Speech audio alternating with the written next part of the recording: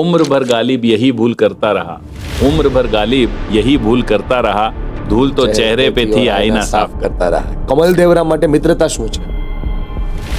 જો જ્યારે તમે પેદા થાવ ને હા, ત્યારે છે ને તમને બતાવી દેવામાં આવે આ બધા તમારા રિશ્તાઓ છે, આ તમારા પપ્પા છે, આ તમારા મમ્મી છે, આ તમારા માસી છે. પણ દુનિયામાં મિત્રતા એક એવી રિશ્તો છે જે તમે ચૂઝ કરો છો. તમે પૈસાથી રિસ્પેક્ટ ન કમાઈ શકો, તમે વ્યવહારથી રિસ્પેક્ટ કમાઈ શકો. કેટલા બધા ધંધા આમ જોતા જતા છે ને આઉટડેટેડ થઈ જવાના. બહુ સાચી વાત. હજી મારી પાસે એ કશું નહીં હોય ને હા, તો અને મારી પાસે ખાલી એક હિંમત અને એક પોતાના પર ભરોસો અને એક પોઝિટિવ અભિગમ કે ભગવાન મારી હારે છે તો પાછું બધું ઊભું થઈ જાય છે.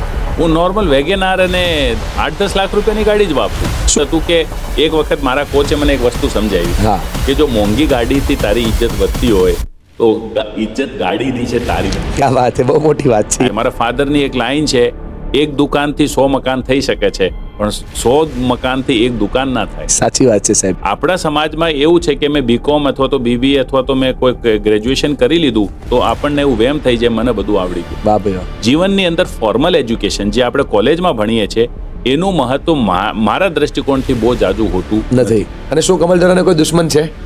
કોઈ મારા જીવનમાં દુશ્મન છે નહીં. આવા કેટલા લોકોનો આવા દેવામાંથી બહાર કાઢવામાં નિમિત્ત બન્યા છો? આજ સુધીમાં આપણે 500 થી વધારે કંપનીઓને દેવામાંથી મુક્ત કરી છે કે તમે કોઈના જીવનમાં ફાળો આપશો, કોઈના જીવનને ઉપર લાવશો તો જ તમને સાચી આનંદની અનુભૂતિ થશે. બાકી કોઈ એમ વિચારતો હોય કે હું મોટી ગાડી અથવા તો વધારે ટર્નઓવર અથવા તો ફોરેન ટ્રીપથી મને સેટિસ્ફેક્શન મળી જશે તો એ એની ભૂલ છે. 30-35 વર્ષ નીકળી જાય છે, આપણે છે ને આપણી વાઈફને આઈ લવ યુ નથી કહેતા. ક્યાં વાત છે. અને એમાં આપણું વાંક નથી. આપણું જે ઉછેર થયું એમાં આપણે આપણા પપ્પાને કોઈ દિવસ આપણી મધરને આઈ લવ યુ જોયા જ નથી. ક્યાં વાત છે.